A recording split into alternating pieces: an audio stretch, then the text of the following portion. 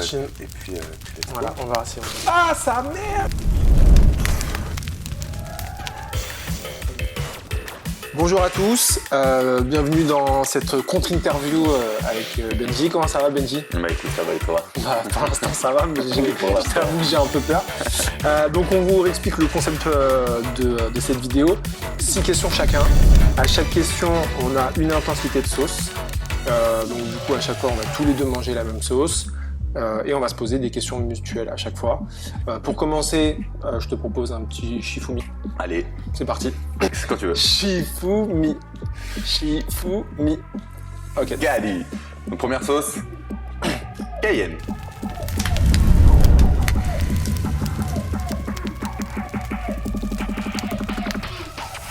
Deux unités Scoville, donc c'est très très light. Écoute.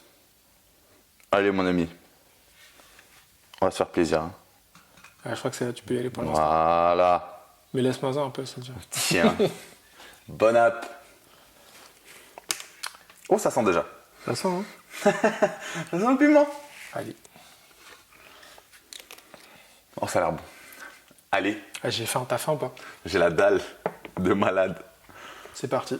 Santé. Santé.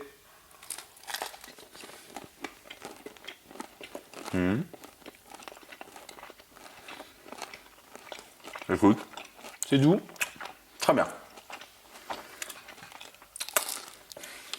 Donc aujourd'hui, tu fais des photos, des vidéos. Ouais. Mais qu'est-ce que tu faisais avant? C'est parce que t'as la bouche pleine ou c'est parce que ça te pique déjà? C'est parce que j'ai la bouche pleine. D'accord. Non, franchement, elle est très douce. Elle est très bonne en plus. En fait, avant, j'étais directeur de centre de loisirs. Donc, je travaille dans la fonction publique. J'ai commencé l'animation quand j'avais 17 ans. En fait, j'étais au lycée. J'avais passé mon BAFA et je commençais déjà à bosser dans les centres de loisirs. Donc, le mercredi, les week-ends, pendant les vacances. Et au fur et à mesure, clairement, j'ai quitté le cursus scolaire pour me mettre à fond dans l'animation. Du coup, j'ai fait de l'animation pendant 10 ans. Mais je faisais aussi tout ce qui était un petit peu artistique, c'est-à-dire que je faisais pas mal de musique quand j'étais ado. Je faisais aussi de la vidéo, de la photo, mais vraiment en mode je touchais vite fait, tu vois. Et après, voilà. Après, je vais pas trop en dire trop, je sais pas si tu vas me poser des questions sur... Peut-être que tu voudras me demander d'autres trucs sur pourquoi, etc. On verra après. C'est ça. Mais en tout cas, voilà. Techniquement, ce que je faisais avant, c'était ça. Ouais, mais en fait, c'est la suite de ma question. C'est une question en deux questions. Tu verras, Ok. j'ai souvent des axes de questions qui en découlent de plusieurs. Et du coup, pourquoi la photo? Et la vidéo? En tout cas, pourquoi l'image? En fait, c'est marrant parce que quand on faisait du football américain ensemble, on avait commencé un petit peu, toi et moi, avec d'autres potes, à travailler, notamment avec Alex et Steph. On avait commencé un petit peu à développer tout ce qui était aspect com et image. Et en fait, ça me plaisait énormément de produire des belles images, des choses qui étaient belles. Donc du coup, c'est là où j'ai fait mes premiers petits montages, quand on avait fait les annonces des matchs, des finales, etc. Et ça me plaisait déjà. Et après, avec des potes, on a voulu aussi monter un espèce de petit webzine autour de la parentalité. Et du coup, je me suis mis à fond sur comment faire pour faire des belles vidéos. Et au fur et à mesure que j'apprenais, du coup, je regardais des vidéos YouTube de mecs, des vidéastes qui montraient un petit peu comment ça marchait, la photo, la vidéo. En vrai, je suis tombé à fond dedans, enfin en plein dedans comme ça.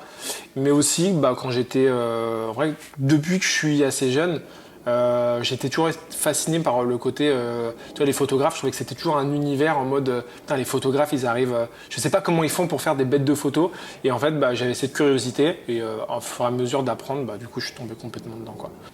Est-ce que tu veux y retourner? Ouais, sur celle-là. Ouais. On fait une petite Anders, moi j'ai trouvé Ouais, pas mal. vas-y. Hein. Elle était vraiment bonne. Ouais, c'était bon. Elle chauffe, en fait, c'est un bel échauffement, elle chauffe la gorge. C'est gentil. Ça dégouline.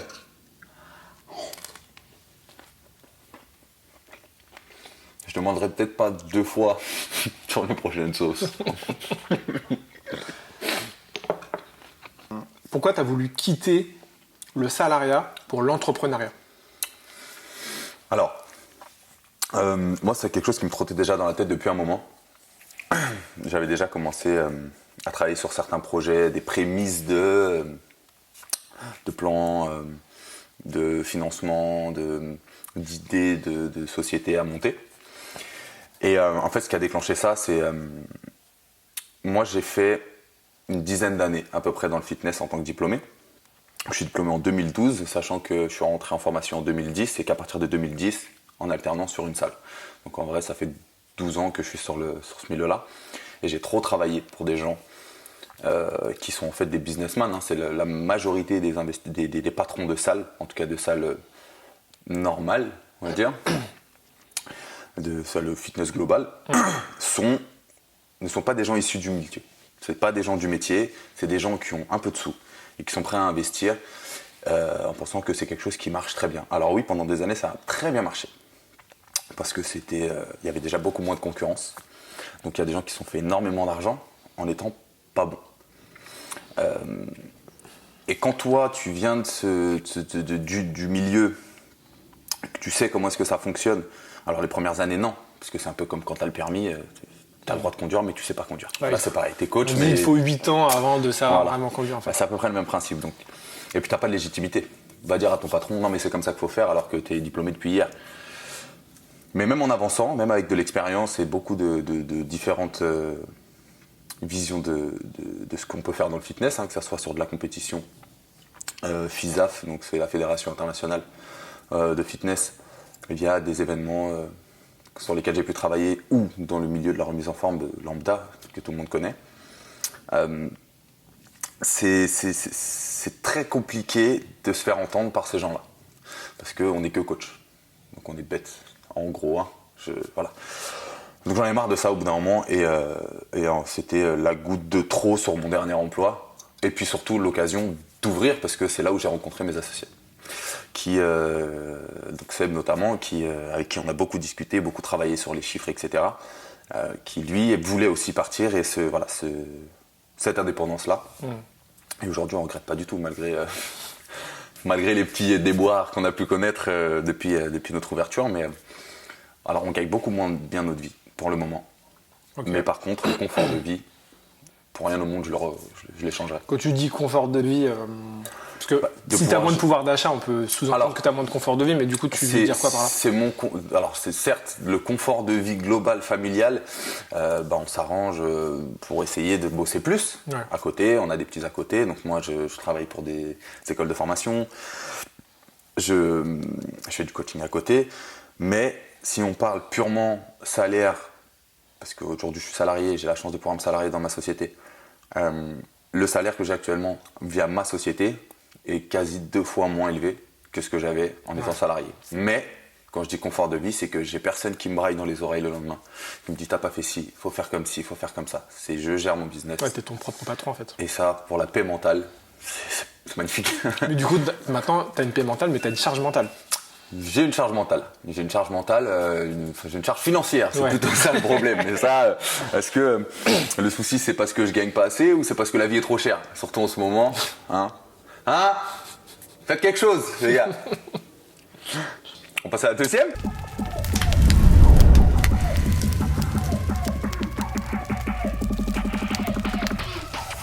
Deuxième sauce, jalapeno. Là, on passe à combien d'unités? À toi l'honneur. Combien d'unités Scoville là sur celle-là? Alors la jalapeno, on monte légèrement. On est à 2005. On était à 2000, on passe à 2005. Ok, pour l'instant, on est encore tout petit gap encore.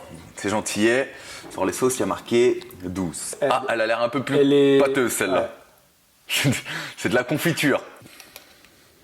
Fais donc voir ce breuvage, ce jus de mandragore. Là, on est sur un petit goût poivron à mon avis là.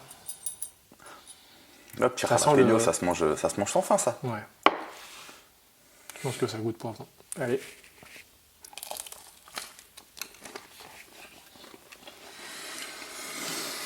Donc ça fait un moment maintenant que tu t'es investi dans la photo. Hop, je vais me servir. Comment est-ce que tu fais pour te perfectionner? C'est-à-dire, comment est-ce que tu fais pour devenir meilleur? Est-ce que c'est l'expérience, le terrain?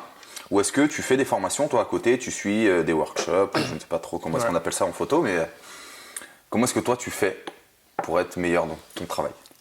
En fait, c'est les deux. C'est complètement les deux. Au début, c'était le terrain. d'avoir essayé de bidouiller. Vraiment de bidouiller, d'essayer. Alors mes premières vidéos, elles n'étaient pas ouf du tout. Pareil, mes premières photos. Enfin nos premières photos aussi, parce que du coup c'est vrai que dans le studio il y a aussi Margot avec moi. Donc forcément au début ouais, on a pratiqué. Moi quand j'ai vraiment voulu me lancer dans la photo, le moment où je me suis dit ok, la photo et la vidéo, je veux en faire mon taf, donc il va falloir que je puisse produire des images de qualité. Bah, je me suis entraîné sur Margot, les premières vidéos pour Sanzaru qu'on avait faites aussi. Donc au début c'était avec un smartphone, les vidéos je les faisais avec un smartphone et un stabilisateur pour smartphone. Les photos, bah, la grossesse de notre deuxième fils, enfin de notre deuxième enfant, donc Nao, du coup Margot était un super sujet pour pouvoir me perfectionner.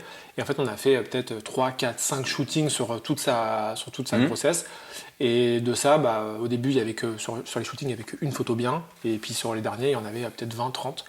Et aussi, à un moment donné où, quand on s'est dit, on arrive à un plafond de verre de ce qu'on arrive à faire tout seul en autodidacte, on est passé par une plateforme de formation qui s'appelle Ampara. Et du coup, c'est une plateforme qui permet de... t'as tout, en fait, t'as photo, vidéo, mais sur tous les domaines. C'est-à-dire que tu vas voir de la photo culinaire, de la photo de voyage, de la photo de grossesse, etc.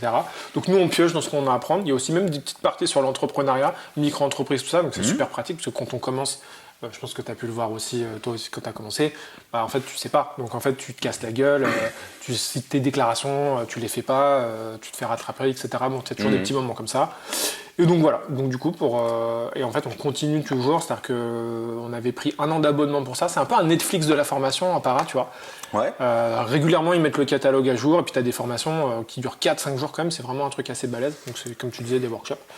Et là on a repris une deuxième année, c'est-à-dire qu'il y a des sujets où on aimerait approfondir et on sait qu'eux ils vont mettre à jour le catalogue avec des trucs qui nous intéressent aussi. Donc voilà. Ce que j'allais te demander, est-ce que du coup en étant passé par eux tu étais satisfait, mais si tu me dis que tu renouvelles... Ouais, franchement, mais en fait ça a été en photo ça a été vraiment le jour et la nuit. Je trouve que notamment le truc qui nous a permis de monter en puissance, c'était la gestion des lumières, notamment du flash. C'est-à-dire qu'au début on faisait des shootings en lumière continue, donc soit lumière naturelle, soit avec des petits panneaux LED. Quand on est passé sur du flash, la qualité de nos photos a complètement changé. Que ce soit pour les shootings grossesse ou les shootings portraits normal. Vraiment, parce que souvent en fait il y a les photographes. Le flash, ça peut faire un petit peu peur parce que en fait, il faut maîtriser. C'est pas ce que tu vois direct. Tu dis là c'est beau, je le prends en photo. C'est-à-dire qu'en fait, t'as un petit peu un truc d'anticipation. Ou alors tu prends la photo, tu vois que c'est pas bon, tu règles. Ou après, t'as d'autres méthodes avec un flash mètre, je crois, ou un truc qui permet de calculer la lumière. Voilà, ce que les photographes font en studio là. Ouais. Et du coup voilà. Et ça, par exemple, c'est vraiment un truc on s'est dit ouais, vraiment, ça nous a explosé le crâne. On s'est dit putain, c'est vraiment ouf. On arrive vraiment à monter quoi. Et donc ouais, on en est grave satisfait. Ok. Donc un mélange des deux du coup. Complètement. En réponse finale. Et pour la photo, et puis par contre pour la vidéo, c'est un peu plus pauvre en formation sur la vidéo. Et là pour le coup, c'est beaucoup de vidéos YouTube et je bouffe des mecs. En fait, quand il y a des mecs qui font des trucs qui me plaisent, du coup souvent ils font des making of, des trucs comme ça. La vidéo en général, ce qui, je suppose, c'est que c'est plutôt de la formation pour le montage, plus que pour le... J'avais pris aussi une formation pour le montage, ouais. Parce que ça, en fait, tu peux bidouiller, mais au bout d'un moment, si tu as envie d'être rapide et efficace. Donc j'avais pris la formation de François Lamoureux, qui fait plein de formations, que ce soit sur le mariage ou sur le montage pur. Donc ça, c'était hyper intéressant. Et donc ouais. Mais en vrai, la vidéo, ouais, en fait, c'est tellement large parce que tu as de la prise de vue, et au niveau du montage, et par exemple tu peux faire des super prises de vue, mais si ton montage derrière il n'est pas dynamique, donc tu as tout ça. Tu peux avoir des belles images si c'est pas monté correctement. Et l'inverse, si tu montes des trucs de ouf et que tes images sont pas ouf, bon après tu peux toujours te rattraper. Mais... C'est vrai. Donc voilà. Ok. Du coup tout à l'heure tu me parlais des péripéties après que tu as eu. Je vais te parler de l'incendie de la salle de CrossFit Sanzaru à Crone. Qu'est-ce qui t'a donné la force de continuer après l'incendie? Parce que j'imagine que c'est quelque chose qui peut te dévaster. Toi, qu'est-ce qui t'a permis de... Ah, ça a été compliqué. Hein. Je vais pas te mentir que ça a été très compliqué le jour où c'est arrivé. On en a déjà parlé, et puis même publiquement, j'ai expliqué un petit peu ce qui s'était passé le jour J. Ce qui m'a... En vrai, la première pensée que j'ai eue, c'était bon voilà, on arrête. C'est fini, c'est terminé.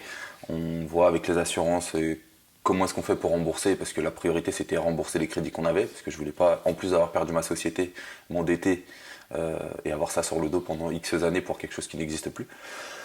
Et notre priorité à la base, c'était ça. C'était comment est-ce qu'on fait pour rembourser toutes ces conneries et tous les trucs qu'on a perdus et tous les crédits qu'on a sur le dos.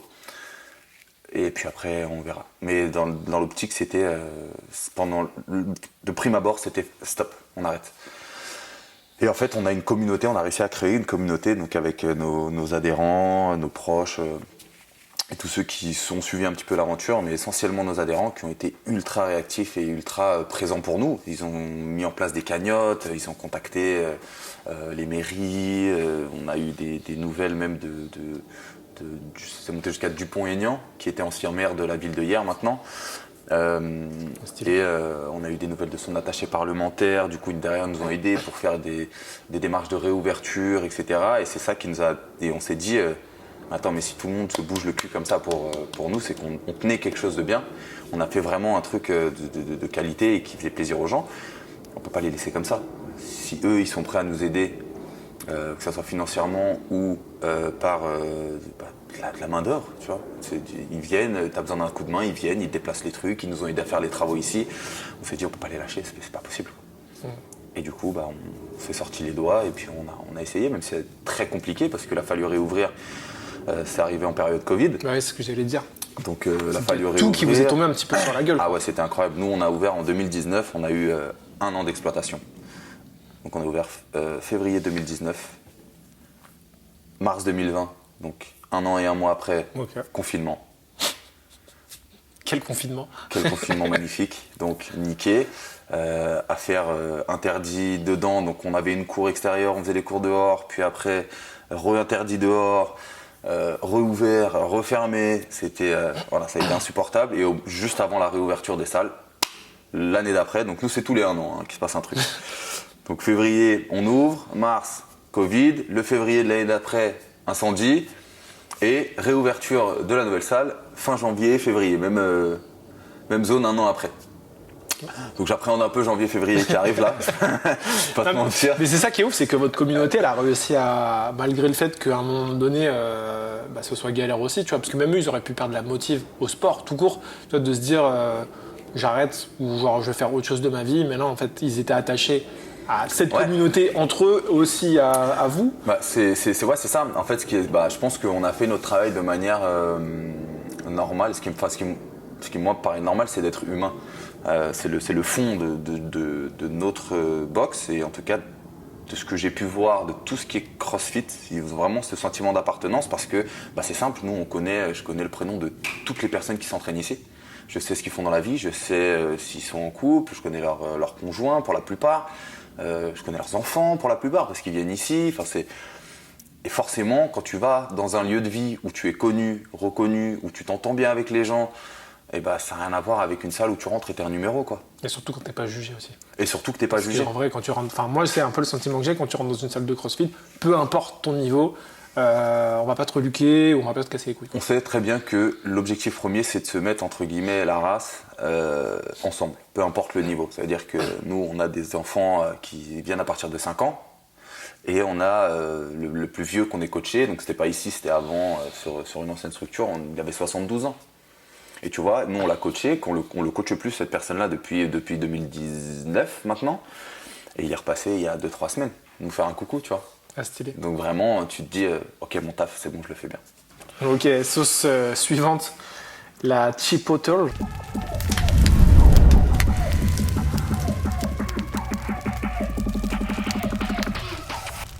Et c'est là, je crois qu'on est à 8000 unités Scoville. 8000 unités Scoville, ouais. Ça monte un petit peu. Là, ça a commencé à... 4 fois plus puissant que ce qu'on vient de prendre. C'est ça.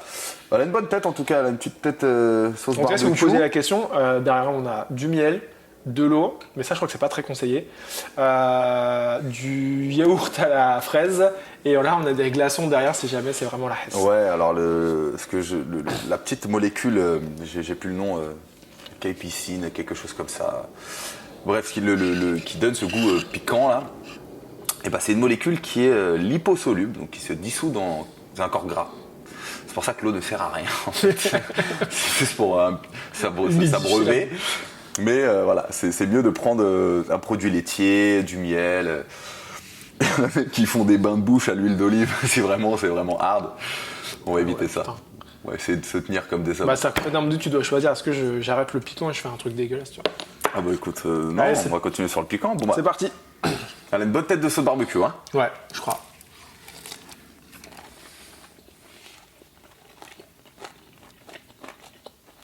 On dirait la sauce du KFC. Ouais. Écoute, Je la trouve très très bonne. pour l'instant, je pense que c'est la meilleure. Alors tout à l'heure, tu nous as parlé de ton business en nous disant que du coup tu travailles avec Margot. Et ben ma question c'est ça. C'est comment est-ce que c'est de travailler en couple, dans la même boîte? C'est le feu. Alors, de quelle manière? C'est-à-dire Non, je parlais du tender station.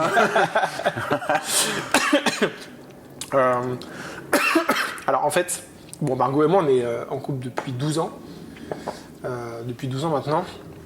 Donc en fait, il y a plein de trucs sur lesquels on a des automatismes et on se complète très très bien. Et alors non, il y a des jours où effectivement on peut se prendre la tête parce qu'en fait, parce que des fois c'est juste on se prend la tête parce que c'est la vie de couple, tu vois. Mais en fait, la force peut-être qu'on a, c'est que l'affect ne va pas prendre le pas sur le professionnel. Et du coup, ou alors il va le prendre mais de façon positive. C'est-à-dire que effectivement, si moi je vois que Margot elle se sent pas bien ou qu'il y a un truc qui va pas, bah, du coup moi je vais m'occuper de certaines choses. Donc, du coup, on va essayer de communiquer un maximum pour du coup être complémentaires. Et Margot pareil, si elle voit qu'il y a des moments où j'ai des coups de mou, ce qui a été le cas cet été à un moment donné, parce que à un moment donné j'ai eu une phase où j'ai eu beaucoup de projets en même temps et j'étais pas forcément satisfait de ce que j'avais produit. Et j'ai eu une grosse phase de down. Et en gros, elle m'a reboosté. Elle m'a dit, en fait, elle m'a remis les yeux en face des trous en me disant, mais concrètement, t'es pas content parce que tu veux plus et t'améliorer. Mais c'est pas parce que tu progresses pas, c'est pas parce que t'as pas fait encore mieux que la vidéo d'avant, que la vidéo que t'as fait là, elle est naze en fait, tu vois. Et effectivement, ça m'a boosté de ouf, ça m'a permis d'avancer. Donc en fait, je pense que moi je vais dissocier deux trucs, c'est que le fait d'être deux dans une entreprise, bah, ça permet d'être hyper complémentaires, deux ou trois par exemple, ce qui est ton cas, tu vois. Et du coup, ça c'est hyper agréable, c'est hyper agréable au quotidien professionnel. Et à côté de ça, bah ouais, il y a notre couple et puis notre couple, bah ouais, il est solide, donc là-dessus en fait, pour nous il n'y a pas de. Attends. Ça lâche la gorge, bah alors. Je sais pas si c'est le Tenders qui a fait fausse route ou si c'est ça. Ouais, ça doit être ça, oui, bien sûr. Mais en fait aussi ce qui s'est passé, c'est que moi à la base quand je voulais partir dans cette entreprise de photos et vidéo, je m'axais vachement en vidéo. Je suis en train de me calmer déjà. Putain, je vais boire un coup. Oui, voilà, fais donc ça. Voilà, aucun sourcillement, moi. Poker face, jusqu'au bout. Tu vas transpirer, c'est sûr. Et du coup, c'est marrant. Et je sais plus ce que je voulais dire du coup. Déjà? Voilà. Non, j'ai perdu le fil. Non, que le fait d'avoir un couple solide, ça servait beaucoup et que. Non, ouais, voilà, ouais, que en fait, en gros, je m'axais vraiment sur la vidéo, sur du. Ah oui. Sur tout ce qui était assez pro, dans le sens où je voulais faire un petit peu des vidéos d'action, tout ce qui était sport. Et en fait, bah, avec la naissance de notre deuxième garçon et toutes les images que j'ai pu faire autour de la grossesse, de la parentalité, elle a me donné, quand elle m'a dit, bah, moi aussi j'ai envie de m'investir là-dedans, elle a apporté tout cet univers qui aujourd'hui vraiment fait la patte du Studio 17, c'est-à-dire que ouais, on bosse avec des pros, mais on est surtout connu pour tout ce qu'on va faire au niveau du mariage, de la grossesse, des shootings famille et tout. Donc vraiment, ouais. En fait, elle est... on est complémentaires. Voilà, c'était la conclusion. Ok. Je te jure, j'ai fait une fausse route. Attends, je vais manger un peu, ça va faire glisser. Du coup, toi, tu as commencé le coaching il y a à peu près une dizaine d'années, voire plus. Comment ça a évolué en 10 ans le coaching? Bah, le milieu en général. Hein. Le milieu en général, alors c'est très compliqué parce que si on parle des entreprises qui ont ouvert et des chaînes qui ont fleuri à travers la France et partout en Europe, voire dans le monde, avec l'arrivée des fitness parks, des Basic Fit, des Honor, des Magic Form, donc en fait tout ce qu'on appelle les low cost. Hein. Ça a fait. Alors, on va dire que l'avantage, c'est que ça rend possible l'accès au sport à un grand nombre de personnes parce que c'est pas cher. Maintenant, est-ce que c'est vraiment rendre accessible du sport dans le sens où c'est pour la plupart de la location de machines. En gros, tu payes tes 30 € par mois, tu vas à la salle, tu as accès aux machines, mais démerde-toi. Fais ta vie. Donc ça te permet quand même de faire du sport et ce sera toujours mieux à quelqu'un de se bouger le cul que de ne rien faire, même si c'est juste de la marche. Ça aura toujours cet avantage-là. Mais, alors, deuxième avantage, pardon, c'est que ça a créé des vocations aussi. Pour beaucoup, en se disant ouais j'aime beaucoup le sport, pratiquer en salle de remise en forme, beaucoup de gens, du coup les écoles de formation en BP ou en Dust explosent. Ça va? Tu vas bien? Je commence à gratter. J'ai très peur pour la suite. Ouais, ça va bien se passer, je commence à avoir les yeux qui pleurent. Et du coup, beaucoup de vocations, mais après, il y a énormément de gens, c'est pas pour les bonnes raisons. C'est parce qu'il y a Instagram. Donc ça fait bien. Tu as l'impression que tu peux devenir millionnaire avec un coach. Alors, il y en a certains qui gagnent très très bien leur vie, mais c'est très peu. Vraiment très très peu. Ouais, je trouve qu'il y a un peu cet effet vitrine. Ouais, en fait, c'est devenu un effet de mode. Là, j'ai même envie de dire que le devenir coach sportif, c'est devenu une voie de garage. Dans le sens où tu sais pas quoi faire de ta vie, on va faire coach. Tu vois. Ah, c'est marrant. C'est sympa, Moi, je considérais vraiment l'animation comme une voie de garage aussi quand je me suis mis. Bah, je pense que ça s'en rapproche. Et puis on rend l'accessibilité à ce milieu-là de plus en plus facile. Parce que avant, on avait des diplômes qui étaient déjà un peu plus durs à avoir, voire même beaucoup plus durs.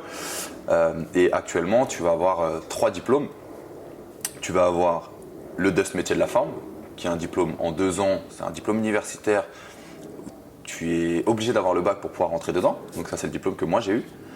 Où on te forme de manière à ne pas juste être coach, mais être manager, gérant de salle, parce qu'on a de la compta, on a du droit, etc. Après, tu vas avoir le BP. Tu as un BP qui permet d'être enseignant fitness avec différentes options. Est-ce que je fais que de la muscu? Est-ce que je fais des cours collectifs? Est-ce que je fais les deux? Et maintenant, ils nous ont sorti un CQP, donc une espèce de formation très succincte avec... Un sous-BPGEP, c'est un petit peu? Ah ouais, un sous-BPGEP. Mais je vois ce que tu veux dire parce qu'en fait, il y a exactement la même chose dans l'animation. Bah, en fait, en vrai, le ministère de Jeunesse et Sport, anciennement Jeunesse et Sport, mais tu as tout ce qui était animation socioculturelle et puis tu avais tout ce qui était sport. Donc je crois qu'en fait, il y a un peu le même, il y a un peu le même tronc de formation après, et de diplôme autour de ça. Dans l'animation, surtout quand toi, tu es titulaire. Parce que moi, j'ai eu le BPGEP pour faire de la direction de centre de loisirs. Voilà. Mais après, vous êtes gradé par rapport à un certain échelon. Il y a des mentions en fonction de ta discipline. Et la différence avec le fitness, c'est que tu es un CQP, que tu es un BP, que tu es un Dust, alors que le niveau d'études n'est pas le même, les 3 sont coachs. Ça veut dire que tu arrives en salle, c'est juste 3 coachs. C'est pas un coach Master 1, on va dire, qui a un diplôme et une expérience qui fait que... Il n'y a pas de hiérarchie, quoi. Il n'y a pas de hiérarchie. Ça veut dire que moi, demain, je vais annoncer à quelqu'un, il va me dire, je peux prendre du coaching, je vais lui dire, c'est entre 60 et 80 €, ça dépend de l'heure. Et il y a quelqu'un qui a un CQP qui va arriver, qui va lui dire, c'est 20 balles. Bah, très souvent, les gens ils vont dire, ok pour 20 balles, sauf que c'est un peu comme tout. Tu vas manger au McDo, c'est pas cher, mais c'est pas quali. Tu vas manger au Ritz, c'est très cher, mais tu sais que tu vas bien manger. Bah, dans le sport, c'est un peu pareil. Ouais. Donc il y a du bon dans l'évolution, dans le sens où l'accès au sport est de plus en plus démocratisé, même avec l'installation des trucs dans les parcs, un peu partout. Mais c'est du contenu et pas du contenant. Okay. C'est très creux, c'est très beau, comme les grandes salles, c'est super joli, mais dedans, voilà, je préfère aller dans une petite salle où il y a moins de matos, mais par contre, où il y a quelqu'un qui s'occupe de moi et qui m'amène là où je veux aller. Donc il y a du bien et du moins bien. Okay. Mais plus on tend à avancer, plus il y a du moins bien, j'ai l'impression. Ça marche. All right. Passe à la suite. Yes.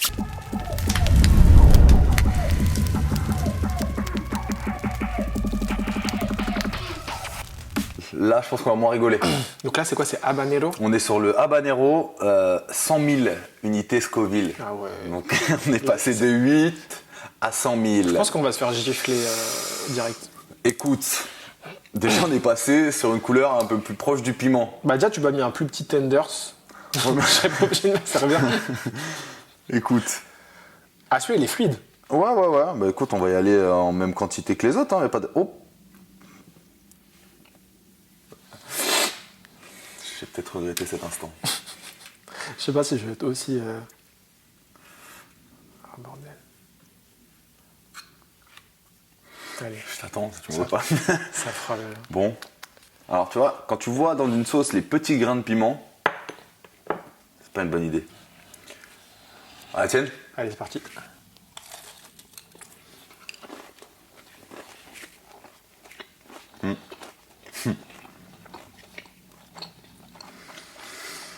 Là, on s'approche de plats que tu peux retrouver en Thaïlande, par exemple. Ah ouais? Ça me rappelle Ouais, là, ça commence à chauffer. un petit voyage en Thaïlande.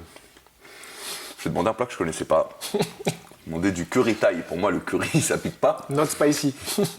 Ah ouais. Ah bah l'enculé. Donc toi, maintenant, ça fait un certain moment que tu fais de la photo. Ça fait quelques années maintenant. Ça se compte en années. Ouais, ça fait 2 ans. 2 ans. 2 ans officiels sur la boîte. 3 ans, 3 ans et demi. 2 en professionnel, Ouais, en tout voilà, cas. c'est ça. Ok. Et du coup, est-ce que toi, tu étais déjà projeté et tu t'es déjà... ou tu as déjà un chemin, si tu veux, déjà tracé, ou en tout cas une direction indiquée sur tes projets à moyen terme, tes projets à long terme. Est-ce que tu veux faire des reportages? Est-ce que tu veux rester juste sur de la photo, de la vidéo? Est-ce que tu veux faire des courts-métrages? Des expos photos? C'est quoi la suite pour toi? Bah, là, actuellement, on est un peu... Alors, en fait, on a eu une grosse phase de tâtonnage sur la première année pour essayer de vraiment trouver notre style et voir un petit peu le type de shooting ou de vidéo qui nous plaisait. Et là, actuellement, je pense qu'on est bien défini sur notre patte artistique par rapport à tout ce qui est va être les particuliers. Donc, on est vraiment bloqué sur, entre guillemets, bloqué. Alors, on est vraiment centré sur mariage, grossesse, famille. Tu vois, ça, vraiment, ça, c'est quelque chose qui, pour l'instant, ne change pas. Mais globalement, en fait, je pense que arriver pour du moyen terme, de travailler avec de plus en plus de professionnels, mais faire un petit peu ce qu'on a pu faire pour CrossFit Sanzaru cet été, c'est-à-dire essayer de trouver des façons de ramener, on va dire ça, un peu de fiction ou un petit peu de scénarisation un petit peu dans les productions. Parce qu'en fait, on peut faire du clip. Tu vois, quand on fait juste une présentation d'une pub avec des tarifs, etc. Bah là, de toute façon, les gens, ils n'ont pas envie qu'on leur raconte une histoire. Et ils ont besoin, tu vois, c'est un peu des codes de publicité. Mais j'aimerais de plus en plus pouvoir un petit peu travailler, allier ça, de bosser avec des boîtes, des entreprises et être concret et de ramener un petit peu tout ce qu'on a pu faire. Parce qu'en fait, c'est une façon de travailler qui est un petit peu différente. Donc c'est vrai que c'est un peu axé vidéo pour le coup. C'est-à-dire développer plus la branche vidéo autour de ça.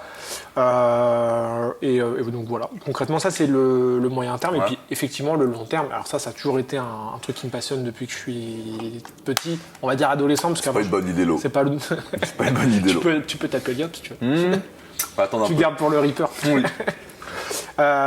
C'est de peut-être tenter le ciné ou série et vraiment bosser un petit peu dans la fiction, mais c'est vraiment, alors ça c'est plus sur du long terme, mais tu vois, ce serait plus, je l'imagine même pas comme un travail en fait, je l'imagine genre si un jour j'ai la possibilité d'accéder à ça, genre je me dirais c'est déjà tellement ouf comme aventure, si à côté de ça, bah genre financièrement, mon taf, ma famille, tout le monde vit, etc. et qu'on me dit bah vas-y viens, il y a un tournage d'une série de ouf, tu vois, et qu'on me dit bah viens, ne serait-ce que, je sais pas moi, peut-être pas faire le café, tu vois, mais juste pouvoir venir aider, sur le set et pouvoir être regarder, assistant, etc. Mais juste ça, franchement, je trouvais ça ouf. Donc ça, vraiment, c'est du long terme. Après, je sais que c'est un univers assez fermé, assez particulier. Mais ça se trouve, ouais, ça me brancherait de la production comme ça. Complètement. Alors cette question, elle est un petit peu marrante parce que du coup, tu sais, on avait fait des stories pour que les gens y posent des questions. Et du coup, il y a une question qui a été posée pour toi. C'est quelle est la situation la plus gênante que tu as rencontrée dans un coaching ? Dans un coaching,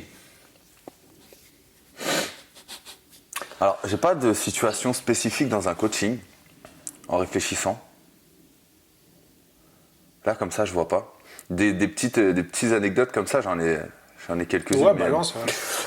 Bon, ça arrive régulièrement. Enfin, c'est déjà arrivé que tu te balades dans la salle, puis il y a un mec qui soit assis, fier de lui, les jambes écartées avec les balls dehors, tu vois, en toute détente. Ça c'est déjà arrivé plusieurs fois. Tu vois, et puis il est là, il te regarde, hein, il est bien, lui, pour lui. Il fait frais, tu vois. Genre short un petit peu serré, quoi. ouais, c'est ça. Ça, c'est le genre de truc. Si, il y a une personne, je suis tombé sur une folle une fois. Gênante ou gaulerie, après, c'est pas forcément. Je suis tombé sur une barge. C'est pas forcément un dossier. En fait, nous, on nous apprenait en Dust d'éviter de faire, ou en tout cas, lorsqu'on fait du coaching ou qu'on est en one-one avec une personne, d'avoir toujours quelqu'un pas loin qui peut voir ou quoi que ce soit. Au cas où, si la personne demain dit voilà, il m'a touché, il m'a parlé, il m'a dit ci, ça, il y a eu agression, il faut que je puisse avoir un témoin moi, pour dire que non, c'est pas vrai.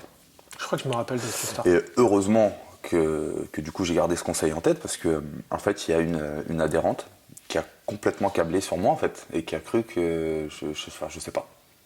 Pour elle, j'étais la cible. Et elle faisait tout pour casser la tête, tu vois. Jusqu'au jour où elle vient à un de mes cours, un cours de RPM, de ce cours de vélo, en mini-short en jean. Donc je lui dis, c'est pas une tenue de sport, tu vas abîmer le vélo, et puis même, c'est mauvais pour toi de travailler en jean. Donc scandale. Tu fais ton travail de coach, quoi. Voilà, exactement. Donc scandale, on va à l'accueil, je parle avec le directeur, je lui explique, le directeur lui dit, bon écoute, c'est exceptionnel, va faire le cours. Par contre, c'est la dernière fois. Le lendemain, rebelote. Elle savait que c'était mon cours et elle revient en short en jean. Ah, exprès, en fait, pour qu'on s'occupe d'elle, tu vois. Et puis derrière, cette même meuf s'embrouillait avec. Elle s'est déjà embrouillée. Pareil, cours de RPM. En fait, il y avait une grande baie vitrée et donc les fenêtres étaient possiblement ouvertes ou fermées. Donc elle était là, une autre fille devant elle et moi plus devant pour l'estrade. La fille ouvre la vitre parce qu'elle a chaud. La folle de derrière ferme la vitre, l'autre réouvre, referme, elle l'attrape par les cheveux, elle jette par terre. Donc elle, vraiment, c'était une tartée. Il y a des trucs comme ça. L'ancienne salle où j'étais, ils ont attrapé une vieille qui jetait des mottes de beurre dans la piscine. On avait une piscine, elle venait, ou alors elle collait ses serviettes entre le radiateur et le mur, ses serviettes hygiéniques, hein. Ouais, ses serviettes. Hein. Donc il y a des cassos. Il faut savoir que c'est très souvent les filles en salle. Tu vas dans un vestiaire d'hommes, il y a des boxeurs oubliés, des trucs comme ça. Mais tu vas dans un vestiaire de meufs, c'est dégueulasse. Donc voilà, il peut arriver des trucs un peu. Des trucs cocasses. Des trucs cocasses. Ouais. Ok, sauce suivante.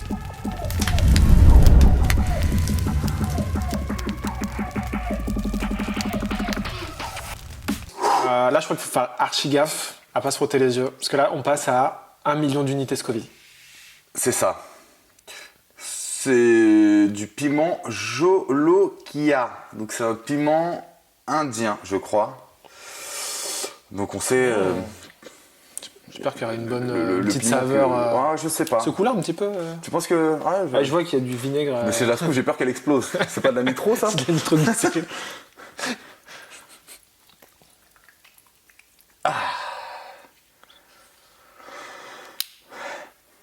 Oh, papa. Ça va être. Bon. Allez. Elle peut pas sortir. Elle veut pas. Elle est trop épaisse. Ah, ça y est. C'est de la purée. Fais gaffe à tes doigts.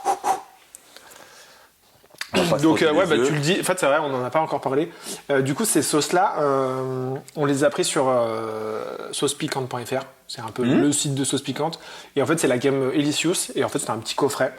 Parce que comme on avait préparé le truc, on s'est dit, on voulait effectivement un assortiment évolutif, et en fait ils proposent ça. Donc si jamais vous voulez, et ben vous aussi tenter l'expérience à la maison, sachez que voilà. Il propose ça. T'as le petit bouchon? J'ai le petit bouchon.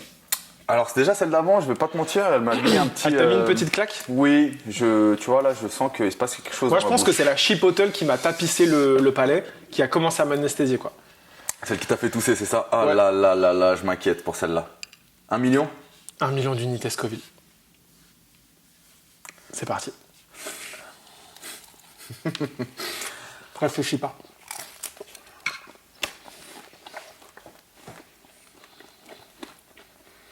Ok.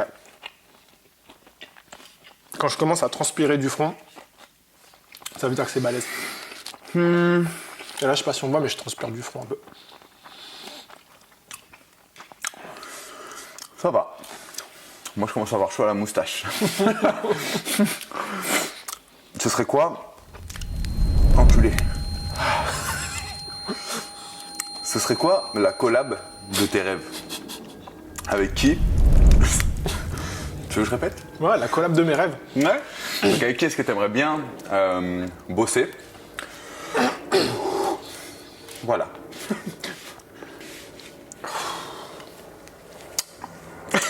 Non, pas d'eau. Là, c'est l'avant-dernière, là. Ouais. Ouais, ça commence Celle vraiment. d'après, c'est 2 fois pire que celle-là. Ça commence vraiment à tabasser. Là.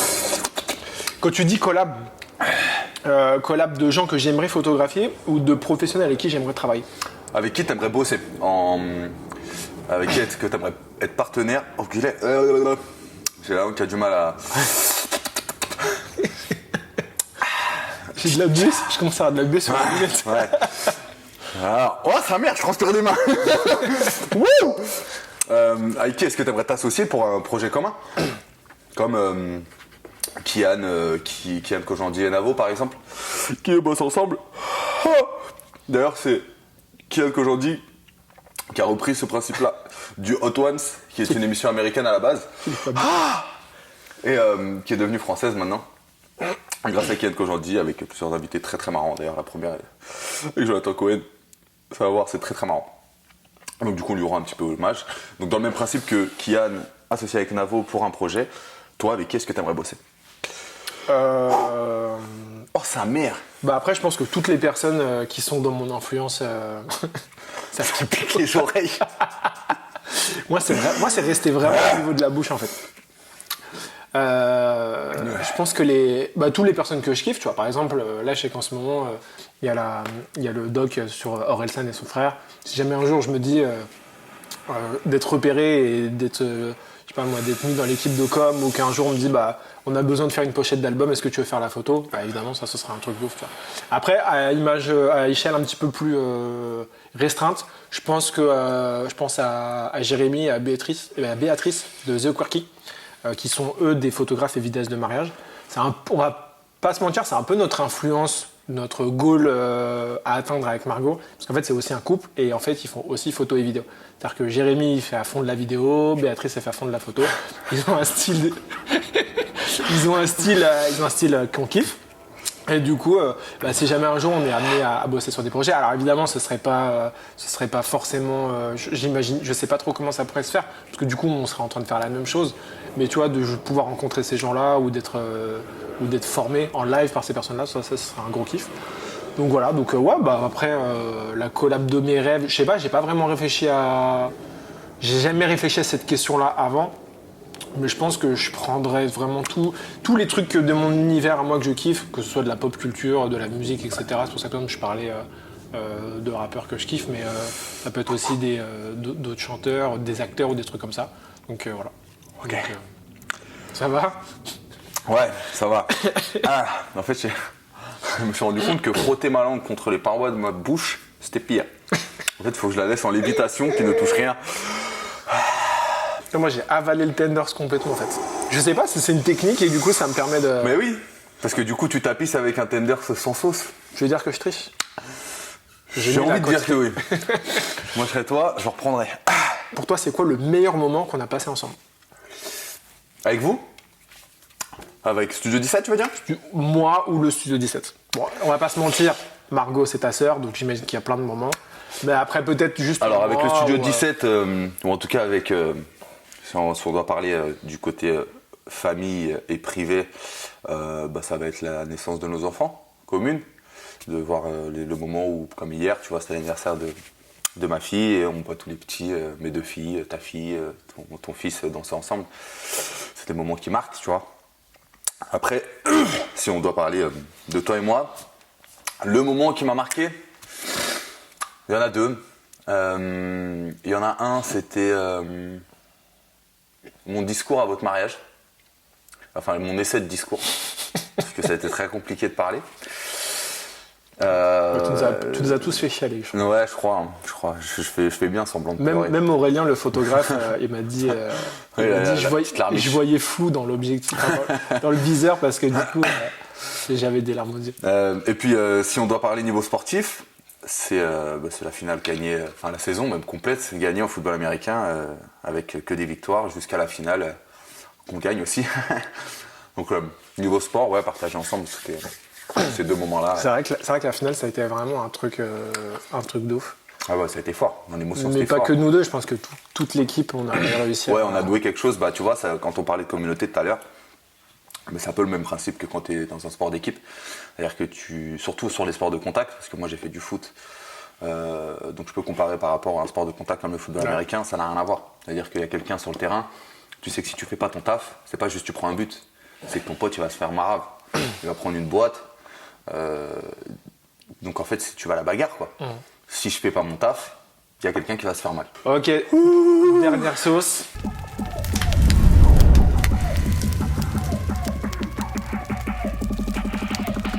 La sauce Reaper. Je trouve que celle-là, elle a 2 millions d'unités Scoville.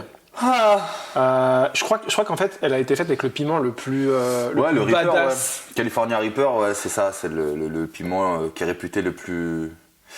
Ouais, je sais pas si t'as vu ce principe de challenge avec la chips là, une espèce de chips comme les tortillas. Ah si, j'ai vu. Et je sens que c'est une chips qui est dans un truc. Ouais, c'est vendu avec des gants. C'est vendu avec des gants. Des Faut mettre des lunettes. gants.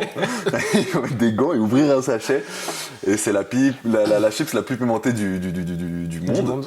Et je crois qu'elle est faite avec cette putain de piment Reaper. des enfers. Je crois que c'est fait avec de la merde de Balrog. C'est de la bouse de Balrog. Allez, il veut pas sortir. Fais gaffe à tes doigts. Ah, ça a l'air épais, mon copain. Ah là là là là. On va mettre une dose quand même. On va remettre une dose.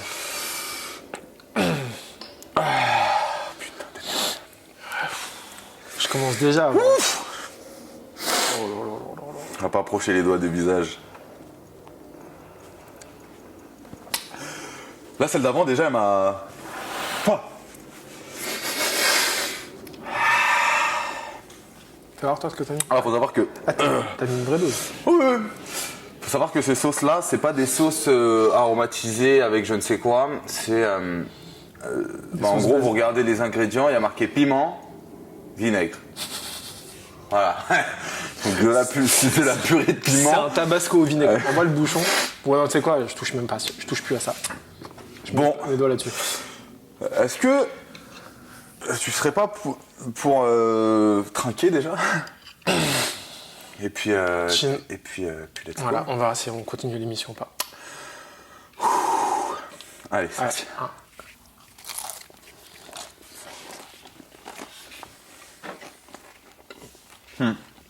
C'est dégueulasse, faut le dire la vérité. Achetez pas ça. C'est vraiment pas beau. Je vais me dépêcher de manger pour poser la question. Alors, on va faire une question un peu hors contexte. Si demain, si tu touchais l'euro million demain, tu ferais quoi avec tout cet oseille? Comme dirait Booba. Ce que je vais faire de tout cet oseille. Tu réfléchis? Non, j'ai déjà la réponse à la question. J'ai des frissons, j'ai froid. Ah, sa mère! Ah non, il est vraiment dur celui-là. J'ai Non. zappé sur les lunettes. C'est vrai. Ah, ça va pas. Bois. Non. Si. Ah, sa mère. Tout ça pour ça. Attends, j'apprécie un peu là. Je me sens vivant. J'ai déjà réfléchi à cette question. Et en fait, je pense que... Oh putain, j'arrive pas.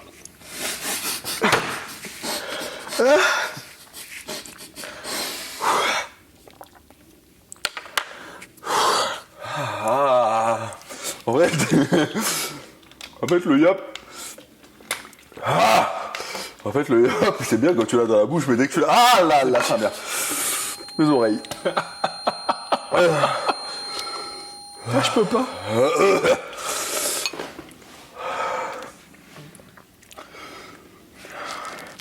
T'as besoin que je te repose la question? Non.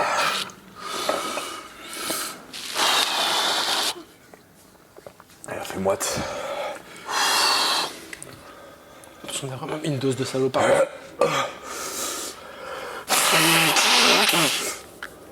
Ça va pas. Je vais pas manger par les oreilles pourtant. Ça brûle autant les oreilles que la bouche. Et je me disais, je trouve qu'on a été super vaillants jusque-là, mais en fait, on s'est fait déboîter. Waouh!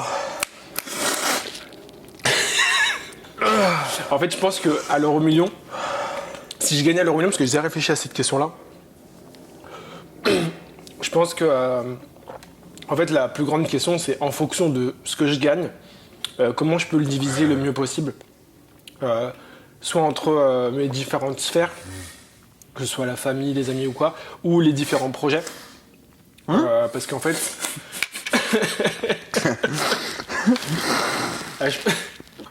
Ah putain. T'as essayé le miel? C'est pas mal. Le miel, c'est pas mal. Ça fait pas effet tout de suite, mais quand ça a effet, ça calme le feu un peu. Putain. Je pense que...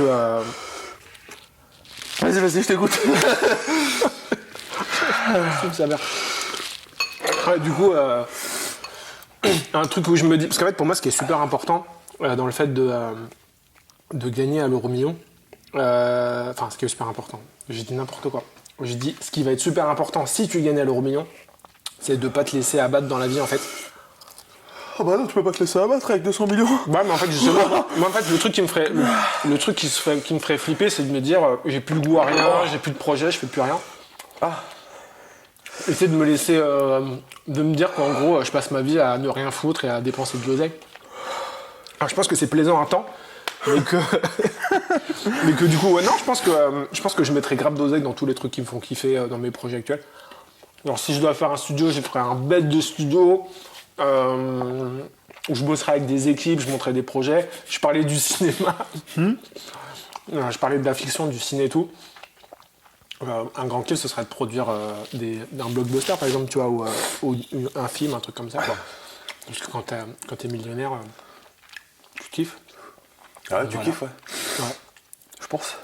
Ah, celui-là, il tabasse. Vraiment. Ça va pas du tout.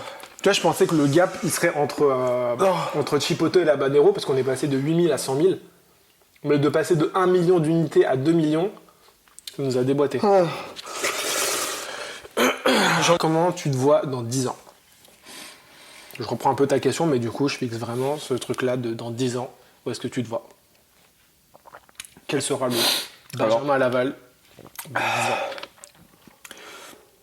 Eh ben avec ce que j'ai vécu, depuis que j'ai cette société, je veux plus de projet à long terme.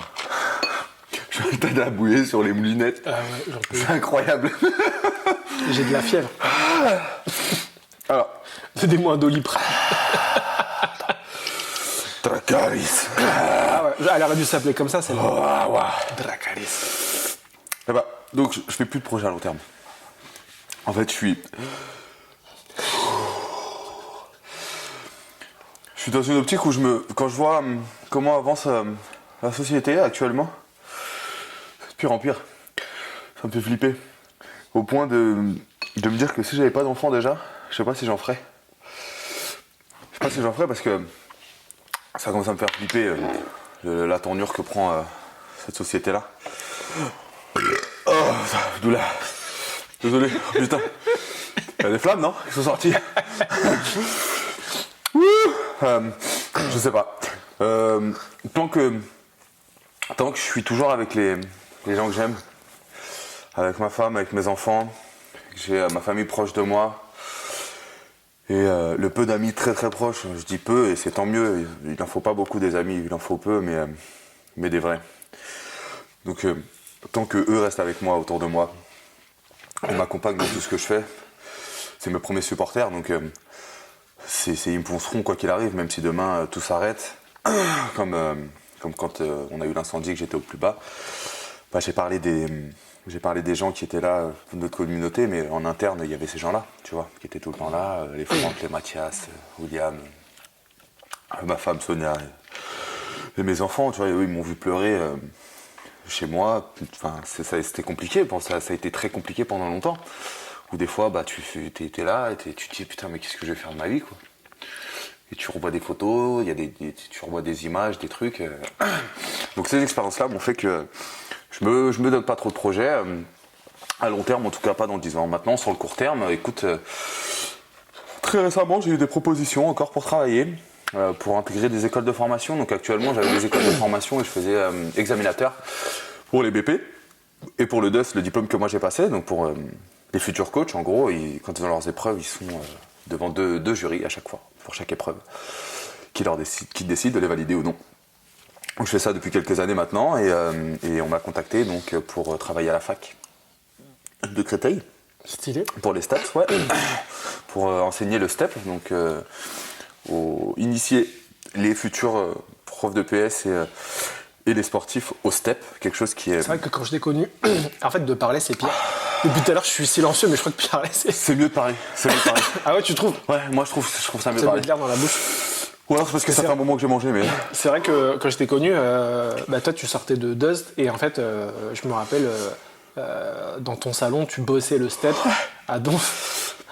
J'ai encore ces images là. Ouais, j'ai pas fait de crossfit tout de suite, moi j'ai fait beaucoup de fitness normal, hein, donc les cours collectifs, les abdos fessiers, les stretching, et énormément de steps.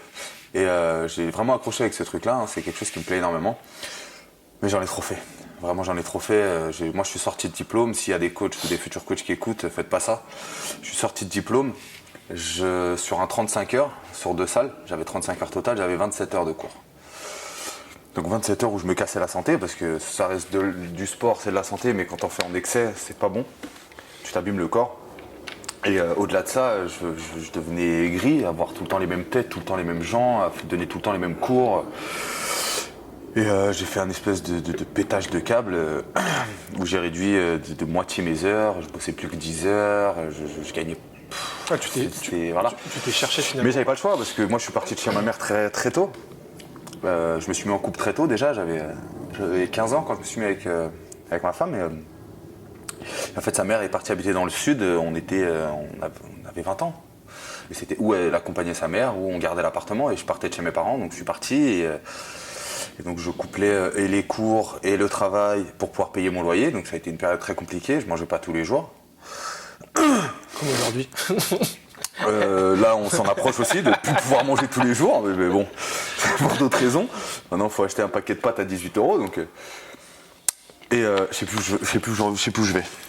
Tu disais que du coup c'était une période oui, et du coup c'est pour ça que j'ai fait autant d'heures de cours, parce que forcément les heures de cours c'est là où t'es le mieux payé. Donc moi j'avais pas tellement le choix, c'était pour payer mon loyer et ma gamelle quoi. Mais je conseille pas de le faire. Mais voilà, donc les projets en tout cas à court terme, continuer à pérenniser cette box, CrossFit Sanzaru. Si demain ça tourne, l'agrandir, en faire une deuxième peut-être. Mais voilà, à court terme en tout cas c'est rentrer dans de la formation et pouvoir mettre... Enculé. Il y en avait un qui a acheté dans ta... Je viens d'avaler un grain sa mère. Oh bon, et on a fini cet épisode 1. Yes. Si le concept vous a plu, n'hésitez pas à le dire en commentaire ou à venir nous voir pour nous le dire, mais surtout en commentaire, de liker cette vidéo à mort, de la partager. Et ouais, j'ai les oreilles qui chauffent encore, putain, c'est ouais, fou. Et du coup, si ça fait d'autres idées de sauce qu'on pourrait nous essayer, ou d'autres concepts, nous sommes vos humbles serviteurs. Avec un truc moins piquant, s'il vous plaît. Ça tue. Allez, gros bisous. Bye. Ciao.